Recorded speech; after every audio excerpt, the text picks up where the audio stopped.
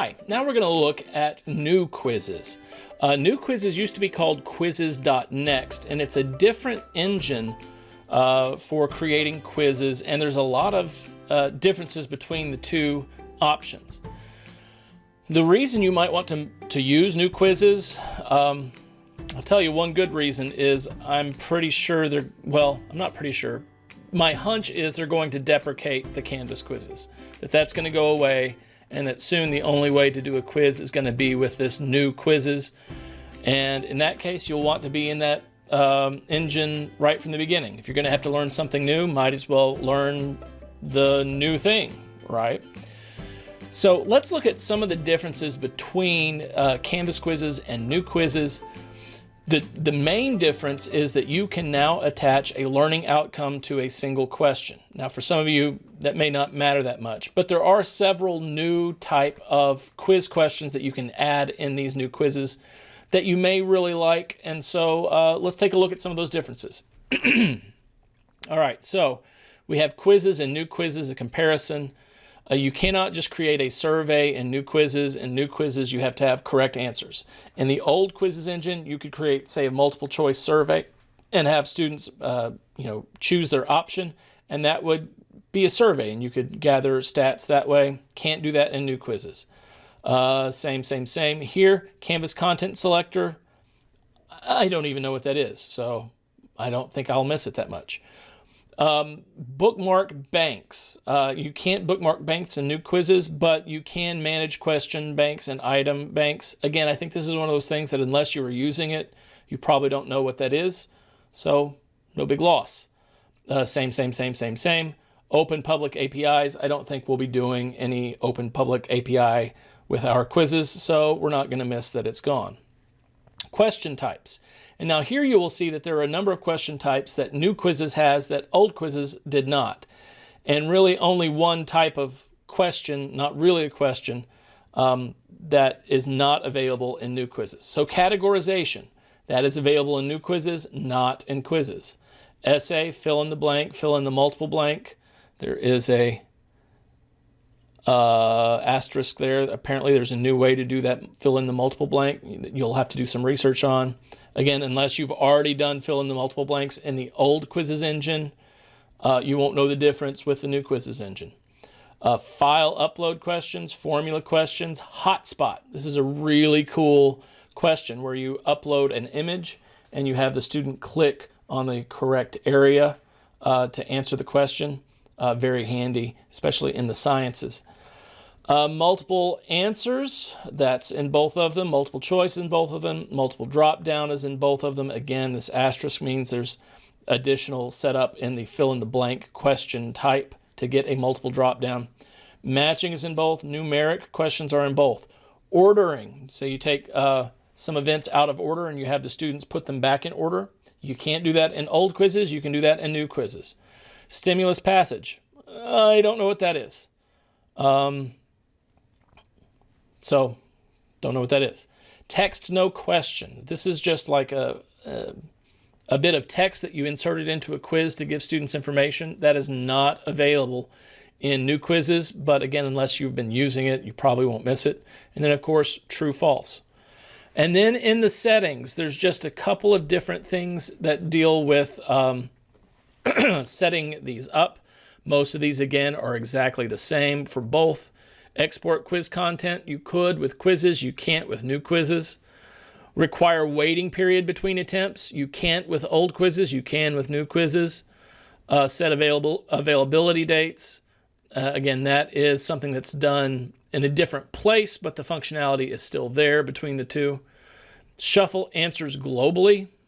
I don't know what that means, but you can do that in old quizzes. You can't do that in new quizzes. Shuffle answers per question. Maybe that's the difference, that you'll just shuffle answers per question since you couldn't do that in the old quizzes and you can in the new quizzes. And shuffle questions globally. You can do that in the new quizzes, but not in the old quizzes. Grading and moderation, again, mostly the same, except that, and this is an item that if you're used to old quizzes, you might regret losing. grade one question at a time in SpeedGrader. So if you had a couple of essay questions and you wanted to do all of the third essay question all at once, so you get an idea for what your student responses are, you just get in a groove in grading that question. You could do that in old quizzes, can't do that in new quizzes. The rest of this is mostly the same. Manually submit attempts. I don't know what that is, but apparently that's a little bit different. Add extra time is done via the moderation panel to all assessments in the course. So that's something that you do. It's the same way you do it in an assignment. It was different in the old quizzes. And then reports. There are some differences in what reports you can get out of these two different quiz engines. In the old quizzes, you could get an item-by-item analysis. You can get that in the new quizzes too. You can get quintile performance in the new quizzes, but not in the old quizzes. You could have student analysis, CSV, comment-separated values. You don't have that in the new quizzes. And then summary statistics, I'm not really sure what that was. Again, if you'd been using it, you'll miss it in the new quizzes. If you just jump right into new quizzes, you won't know what you're missing. Okay, so those are the differences between the two different quiz engine types. And now let's build one. And here's the main difference between building a quiz and building a new quiz. Both of them are done from assignments. Here is how you would build an old quiz. You do this plus quiz test option. But in the new quizzes, you do this plus assignment option. And then you choose in the assignment, the submission type, it is an external tool, and the external tool is Quizzes 2. Select. Is that correct? You know what? I don't know. So I'm going to check the Canvas guides. Here is the new quizzes. How do I create an assessment using new quizzes? Let me just look into that and make sure I know what I'm doing.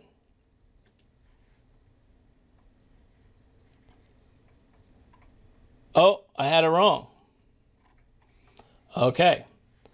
Back in the day, to create an old quiz, the way you did that was going to the quizzes index and doing plus quiz. In this brand new day, where we have new quizzes, you do it right here with plus quiz test. So you click on that, and that generates your new plus quiz test. Give it a name, give it a number of points, and let's call this Module 1 New Quiz Example.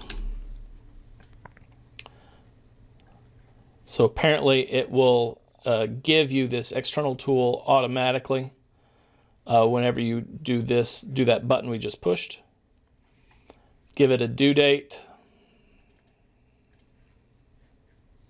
Save. So after you save the details at the beginning, then you can go in and start adding your questions. So this is the instructions for everything. So global instructions for the entire quiz. You might want to note the time limits, if there is a time limit. Note the number of attempts, and perhaps even note from where the material, what is this test all about? All about.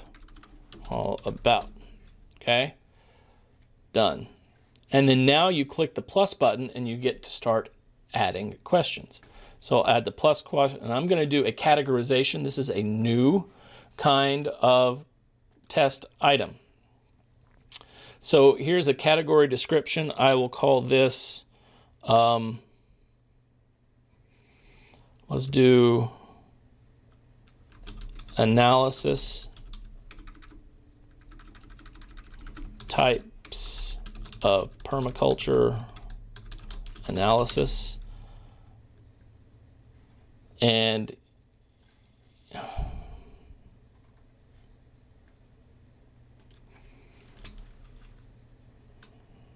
place the items in the correct category. So here I'm going to do zone. I'm going to add another answer, and sector. I'm going to add another answer. Input, output. I'm going to add another answer. Threat. Okay, over here in this type, I'm going to do a category 2. Let's call this nitrogen fixing plants. I'll do mimosa tree. I'll do Siberian pea shrub. I'll do wolf berry. And I'll do pea. Okay, let me add another category. Let's call this category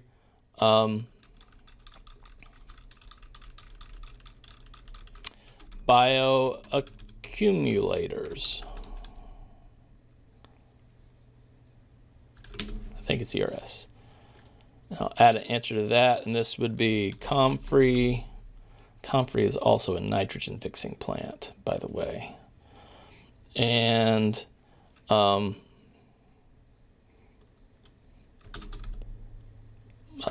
do oyster mushroom. It's not really a plant.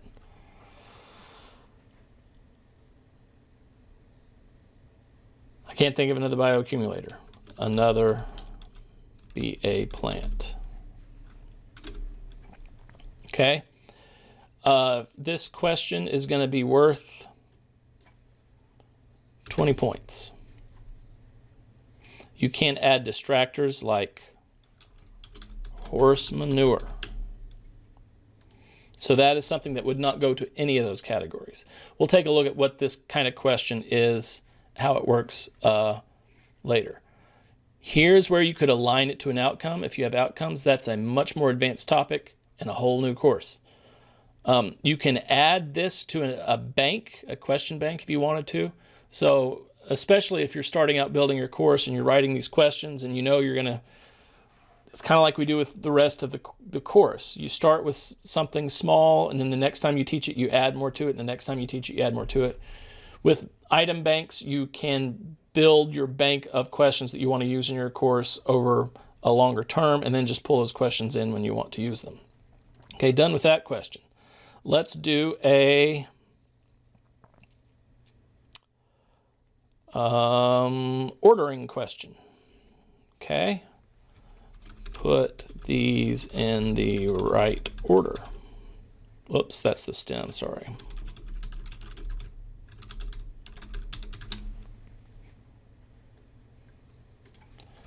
First, top label and the bottom label last. So we'll just say first, second, penultimate. See what I did there? And then ultimate. All right, we'll make this worth 15 points. Done. Now let's do a hotspot. So here's a hotspot.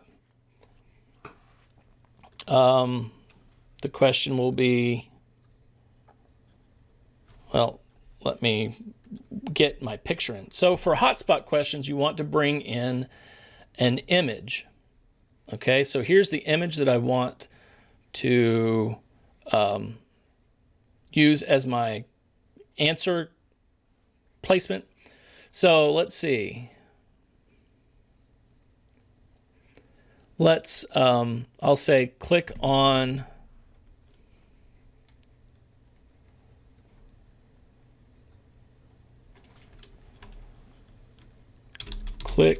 the medicinal plant. Okay. So now I have to draw the hotspot where I want them to click. So that's that edible medicinal plant right there. So I'm just going to draw this little blue box. It's kind of hard to see with all those other colors. But basically what happens is when I draw that box, if the student clicks out here, they get it wrong.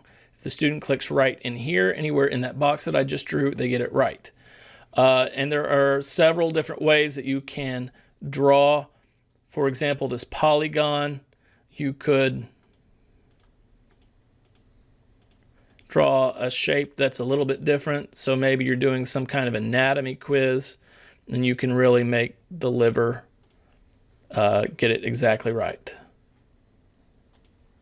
Okay, so I kind of have two different options there. You can also do an oval, and I think that's going to be the best way to select that plant. Okay, and then you can give it points. I'll give it 30 points. Done. All right, so far I have 65 points. I said that it was going to be worth 100, and I'll tell you the truth. I'm not sure what happens if I hit return. So when you're done, you hit return. Here's that new quiz example. It says it's worth 100 points, but there's only 65 points available. So I don't know if that means that if they get 50 of the 65 points, that they get like an 80 points out of the 100 points. I'm not really sure. But I can preview this test so you can see what it looks like. Types of permaculture analysis. Another BA plant is a bioaccumulator. So this is that categorization. Siberian pea shrub is a nitrogen fixing. Wolfberry is a nitrogen fixing. Input-output is a kind of analysis. Comfrey, I said it was a I'm going to get it wrong. Threat analysis, sector analysis, zone analysis. I'll say pea is a bioaccumulator, and mimosa tree is a fixing plant, and I'll say that horse manure is a bioaccumulator. All right, put these in the correct order. First is first, second is second, penultimate is next to last, and ultimate. Click on the medicinal plant. Boom, got it. Submit. Yes, I'm ready to submit, and then we should get the grade back. Let's see what happens. So I got 45 out of 65 points, which is a 69.23%. This was wrong. I got it wrong there. This and this were wrong. That was right, and that was right. Okay. So that's how that works. Now, one of the problems that we've had with the new quizzes is that it's hard to go ahead and click return. You can't adjust the points available or the number of points that it's worth. Once you've done it, you've done it. Maybe in settings, no. In reports, no. In moderate, no. Build. You can't change this once it's done except by adding questions, and even then I don't know if it will do it. What's this? That is the instructions. Not sure what that is. Hovering. There's question 1, 2, and 3. Oh, that's just the title. Okay, so there are some trickinesses with these tests. And if you create a test worth 0 points and you start adding grades to it, it will mess up your grade book. But I wanted you to see what is possible, especially with the new kinds of questions that are possible. These categorization questions seem really handy. Ordering questions seem really handy. And especially these hotspot questions. I was just envisioning taking a scan of a music score and saying, click on the deceptive cadence. Oh, that would be so awesome. It would be something that we just haven't been able to do in another online quizzing format. So I was really excited about these hotspot questions. And if you've taken the Canvas Basics online, you've completed a lot of these hotspot questions. All of those quizzes were new quizzes because they had that hotspot in them.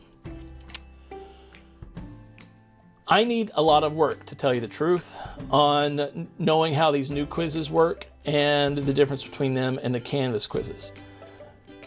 but I'm happy to work through it with you. So if you want to build some new quizzes, set up an appointment, set up a consultation. We'll work through it together. We'll figure out what works and what doesn't work, and then we can spread our learning to the rest of the community. But this is New Quizzes, really powerful new kinds of questions. And so that's it. That's it for quizzes. Come back and we'll go over our checklist again and see where we are. See you soon.